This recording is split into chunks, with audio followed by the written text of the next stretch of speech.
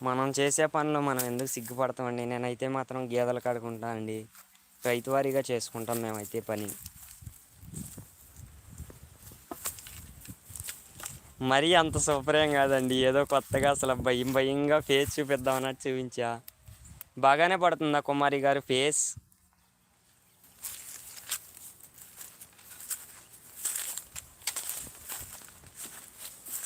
చేసే పని ఏదైనా సరే మనసుకు నచ్చిన పనే చేయాలి, అందుకనే అండి.